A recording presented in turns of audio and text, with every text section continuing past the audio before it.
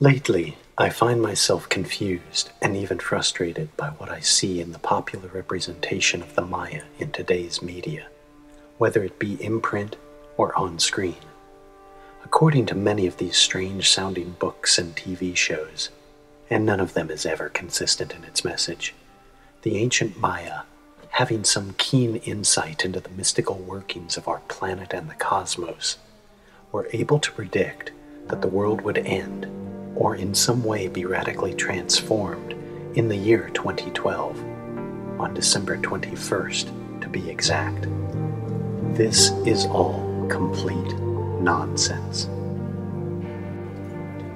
As someone who has studied the Maya for nearly all his life, and who specializes in reading their ancient texts in order to understand their history, religion, and culture, I have to lay down the line and assert that any such statements about the Maya predicting the world's demise, or alternately, some transformation of consciousness in 2012 is, to put it as simply and directly as possible, wrong. Not only wrong, but misleading. There's something larger at work here. David Stewart, The Order of Day.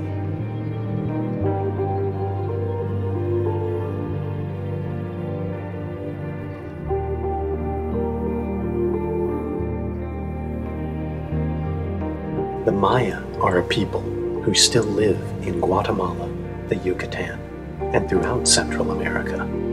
Although their expansive culture rose and fell a millennia ago, they did not, as is commonly told, suddenly just disappear, die off, or abandon their cities. The Maya have origins in the Olmec civilization, which centered in what is now northern coastal Mexico around 1500 BCE and gradually diminished around 400 BCE. The Maya inherited a number of mathematical and astronomical habits from the Olmec, most notably, for art purposes, their calendars for counting days. The first Maya cities were built in the 2nd century CE and spread through the highlands by the year 600. The Maya civilization covered the lowlands of Central America at its peak between 600 and 900 CE, before a combination of disease, famine, and ecological disaster felled their empire.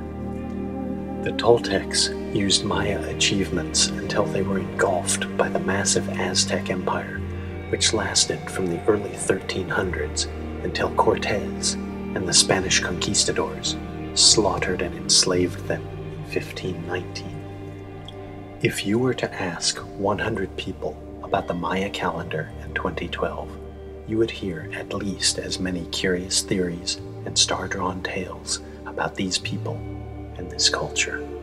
But at some point among those plotted lines on faulty maps, all of those stories of ancient astronauts, doomsday prophecies, and/or peaceful jungle scribes eventually converge at Palenque in the Temple of the Inscriptions and the sarcophagus lid of Canich Yanab Pakal, called Lord Shield, Pakal the Great.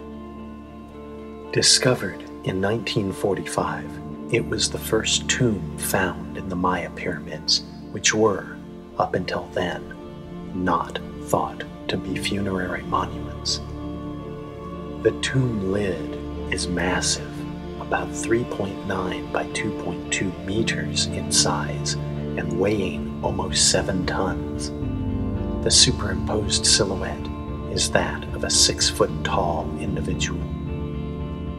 The scene carved onto it has been the focus of several outlandish claims originating from Eric von Daniken and Jose Argüelles.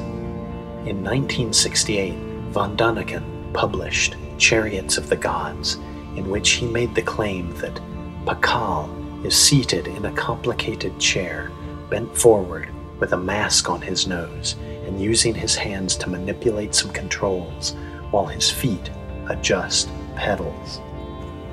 From out the sides of this spacecraft shoot smoke and flames. Von Daniken saw Pakal's position as being similar to the then contemporaneous NASA Mercury astronauts, and evidently not bound by accurate research, mislabeled the place of the sarcophagus lid as being from Copan, not Palenque. Jose Argüelles added New Age mythology to this pseudoscience, fabricating a godly ancestry for Pakal, relating him, anachronistically, to the Toltec figure Quetzalcoatl, the feathered serpent later worshipped by the Aztecs and who is known to the Maya as Kukulkan. Argüelles claims that Pakal ascends to the galactic center of the universe and will return to a world of transcended consciousness in 2012. They both see Pakal rising in his spacecraft through the galaxy, while some sort of odd critter stands upside down on the nose of his spacecraft. Mayanists, however, view this scene as Pakal resting on a dais common to region temples and descending into the maw of Shilbalba, their cosmic underworld, beneath the stars and constellations, while the tree of life, the ceiba tree found throughout Central America, grows up and out from his body. The strange critter is a vision serpent, ubiquitous in Maya art, and represents the wisdom of ancestors, a kind of psychopomp guide in vision quests. Similar imagery to Pakal's tomb is found in the Olmec sites of Chalcatzingo and La Venta, and the Maya site in San Bartola. As for the alleged Maya prophecies about 2012, let us examine the galactic alignment. Many websites and books refer to this as being the first time in recorded history, or at least the first time since many, many years ago, that our sun is going to perfectly align with the galactic equator and the elliptical plane, which will cause either massive destruction to our planet or some kind of transcendental awakening of cosmic consciousness. Aside from the center of the universe being relative to where in time and space a viewer is, what about this alignment? Well, it is true. The sun will align within a single degree of the galactic equator and the elliptical plane. It's true. It does this every winter solstice. So, unless we have already been destroyed or have transcended and are unaware of either due to some existential crisis such as existing in a Phildikian holographic universe, this winter solstice should, astronomically anyway, be little different than the literally millions of other winter solstices that have occurred since long before the Maya calendars or our Gregorian calendar were created as methods for counting the days of time. So, just what do we know about this whole Maya calendar thing anyway? To start with, this is not a Maya calendar. This is an Aztec calendar. To understand any of the calendar, we need to briefly examine the Maya vigesimal mathematical system, which they inherited and refined from the Olmecs. Vigesimal means base 20, which, as theorized by a very few Mayanists, is connected to their understanding of themselves as depicted in their art, which often displays incredibly detailed hands and feet. 20 being the number of fingers and toes a human has. In a religious culture where there exist multiple realities, shape-shifting, and entheogenic vision quests, hands and feet maintain human identity amidst such illusionary worlds. In this base 20 mathematical system, the Maya used only 3 symbols. A dot represents singular numbers 1 through 4, a line for 5s, and a shell which represents 0. A shell with a dot over it represents 20. The Maya used 0 as a definitive number, while even the Greek and Roman civilizations never attained that mathematical concept. The Greeks knew of 0 as a philosophical idea, but it was not in practical numerical usage. To the Maya, 0 was a number of nothing as well as a number of completion. Numbers themselves could be represented horizontally or vertically, and when stacked, each level represents a power of 20. 20, 400, 8,000, 160,000, and so on. By this method, truly huge numbers can be computed rather quickly, and incredibly huge numbers is what the Maya calendar counts. The calendar itself is actually several calendars used in conjunction with each other. There is the long count, shown as a series of 5 numbers, counting days in a power of 20 method, and the calendar round, which consists of interlocking wheels.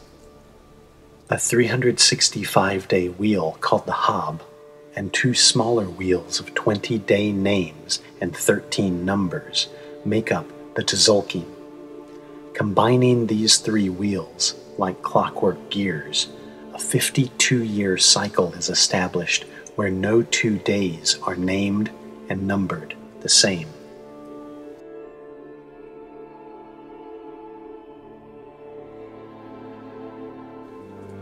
The procession of days goes 3 Manik, 14 Pope, 4 Lamat, 15 Pope, 5 Moloch, 16 Pope, and so on until 19 Pope, when it reverts to 0, or the seating of Wo, and proceeds from 0 to 19 Wo.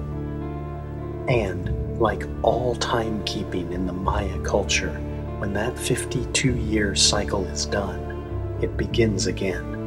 The length of an entire cycle on the calendar round is called a Baktun and equals 5,126 years.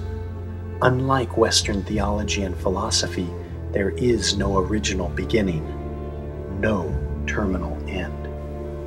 So if Mayanists declare that there is no end-of-the-world prophecy in the Maya cosmology, just where did this idea come from? The answer is, for the most part, from José Argüelles. He decreed in the early 1980s that the Mayans predicted an end to this world and a beginning of a transcendental consciousness in 2012. This selling of old ideas as new thought made possible the modern rationalization of an effortless, harmonious life based on co-opting aspects of a native civilization's ideas while discarding those ideas that are inconvenient.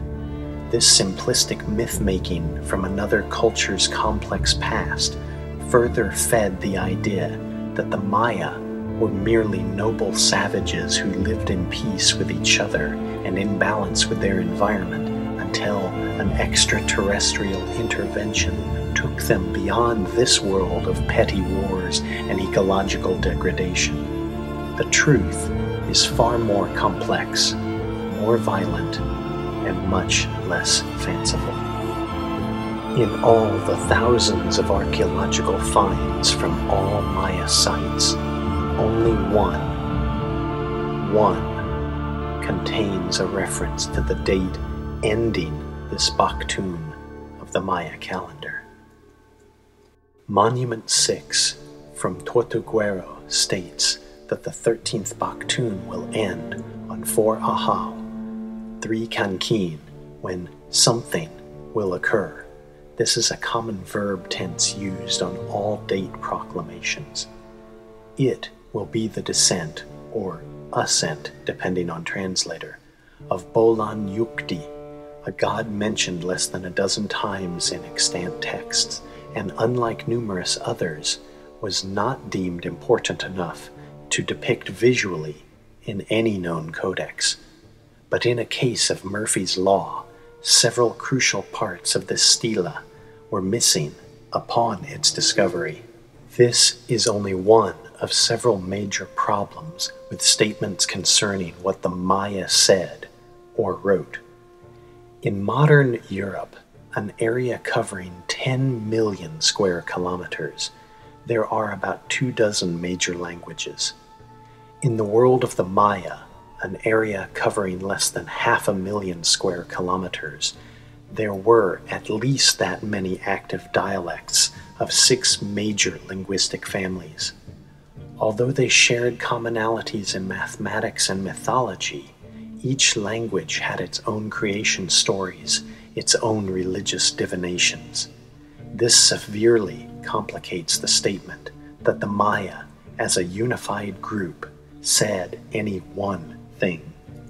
According to one of the 2 most popular correlation constants, that is, the given date of a singular event that interrelates 2 or more calendrical systems, the beginning of this Baktun of the Maya calendar came on 4 Ahau, 8 Kunku, which on the proleptic Gregorian calendar was August 11th, 3114 BCE. The completion of this 13th Baktun will occur on 4 Ahau, 3 Kankin, December 21st, 2012. But these dates are not indisputable, even among the most agreeable Mayanists. December 21st, 2012 is, on the long count calendar, 130000. However, as a counter-argument to end-of-the-world prophecies, even if the rest of this evidence is not convincing, consider a long count date given on Stela C at Kirkesque. This is a span of more than 41 octillion years. Given that the universe is currently estimated to be about 14 billion years old, the Maya long count date at Kirkesque is more than 3 quadrillion times older than the known universe. With this kind of work in mathematics and astronomy, why revel in the fictions of culture when the facts are far more dramatic and impressive, if less extraterrestrial? To ignore such facts in favor of fanciful falsehood is to denigrate the actual cultural achievements, the incredible science, math, art, and architectural knowledge of the real historic Maya.